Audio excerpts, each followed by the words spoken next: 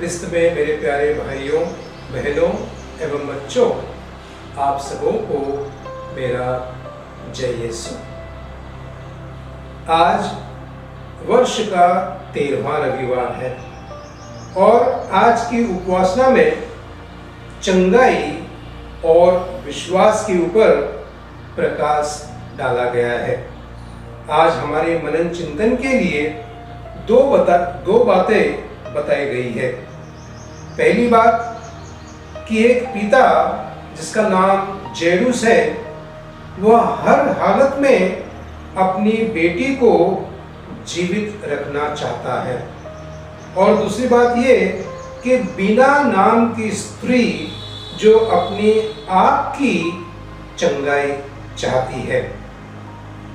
जैरूस नाम का अधिकारी, आज के सुसमाचार में हमने सुना कि वो यीशु के पास में आया, यीशु के चरणों में गिरकर वो रो पड़ा और उसने प्रभु के सामने अनुनय विनय करके प्रभु से कहा, मेरी बेटी मरने पर है, आइए उस पर हाथ रखकर उसे बचाइए। आप अगर उस पर हाथ रखेंगे तो वो अच्छी हो जाएगी। जैरूस नामक अधिकारी ने यीशु में अपना विश्वास व्यक्त किया। यीशु जैरूस को एक भी शब्द उसने नहीं कहा कि मैं आ रहा हूं या मैं नहीं आ रहा हूं, लेकिन बिना कुछ बोले, बिना कोई शर्त रखे वह जैरूस के साथ में उसके पीछे पीछे आने लग जाता है। और जैसे वो जाते हैं तो रास्ते में प्रभु यीशु के साथ में बहुत बड़ी भीड़ थी। सभी लोग चाहते थे कि प्रभु यीशु कृष्ण उन पर हाथ रखे, उनको चंगाई करे, प्रभु यीशु कृष्ण उनको कुछ शब्द कहे ताकि उनके जीवन में नयापन आए।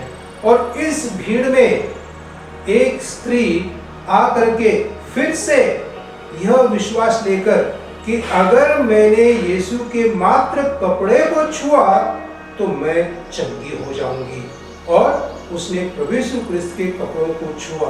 और इतनी भीड़ में प्रभु यीशु क्रिस्त एक प्रश्न करते हैं, मुझे किसने छुआ? Who touched me? और सब लोग और शिष्य लोग अचंभे में पड़ गए कि प्रभु जी, आप कैसा प्रश्न कर रहे हैं? यहाँ पर इतनी भीड़ है, सभी लोग एक दूसरे को टच कर रहे हैं, एक दूसरे के पैरों पर पैर रख रहे हैं क्योंकि भीड़ बहुत ज्यादा है। लेकिन प्रभु ने जब कहा मुझे किसने छुआ, प्रभु यीशु क्रिस्त का एक विशेष उद्देश्य था।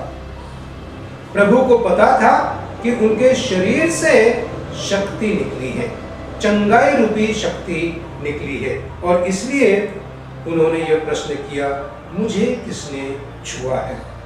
भाइयों और बहनों, वह नारी जो 12 वर्षों से रक्तस्राव से पीड़ित थी, मात्र कपड़ों को छूने से उसका विश्वास था कि वह चंगाई प्राप्त करेगी, और प्रभु यीशु कृष्ण ने उन्हें चंगाई प्रदान की।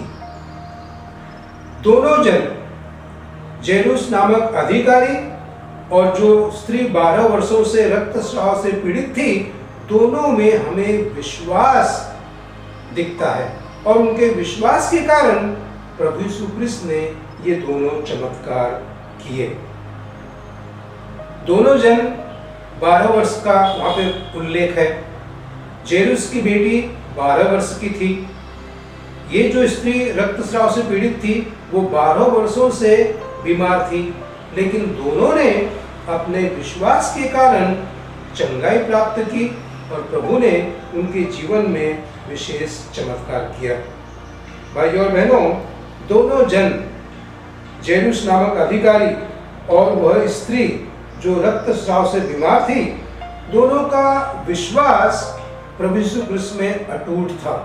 उनका भरोसा विशेष था, और वही विश्वास और भरोसे ने उन दोनों के जीवन में एक नया चमत्कार, एक नया जीवन प्रदान किया। प्रभु यीशु क्रिस्त ने उस स्त्री से कहा, बेटी, तुम्हारे विश्वास ने तुम्हें चंगा किया है, शांति में जाओ और अपने रोग से मुक्ति पाओ। उसी प्रकार जेरुस के पास बड़े विश्वास जेरुस प्रभु यीशु क्रिस्त के पास बड़े विश्वास से आया था और उसने बेटी को पुनर्जन्म मिलकर उसने प्रभु में खुशी जताई और उसके विश्वास और गहरा हो गया।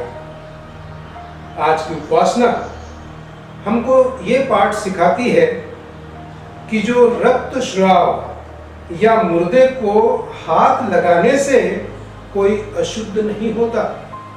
प्रभु यीशु क्रिस्त ने जो स्त्री रक्तस्राव से बीमार थी, समाज जिसको अछूत मानता था, उसको छुआ। 12 वर्ष की लड़की जेरुस की बेटी जो मर चुकी थी, उसे हाथ लगाकर उसको उठाया। यानी कहने का मतलब यह है कि जो अशुद्ध समाज मानता है, जो मर गया है, प्रभु यीशु क्रिस्त उनको छूकर एक नया जीवन देते हैं, नया चमत्कार करते हैं। हमारे इन दिनों में हम देख रहे हैं, हम सुन रहे हैं कि कोविड महामारी से काफ़ी लोग परेशान हैं। कोई कोविड नाम सुनते ही लोगों से दूर भाग जाते हैं, उनकी सेवा नहीं करते हैं, उनकी देखभाल नहीं करते हैं। लेकिन प्रभु यीशु क्रिस्त ने बीमारों को छुआ, प्रभु यीशु क्रिस्त ने मुर्दों को हाथ पकड़ करके जिलाया।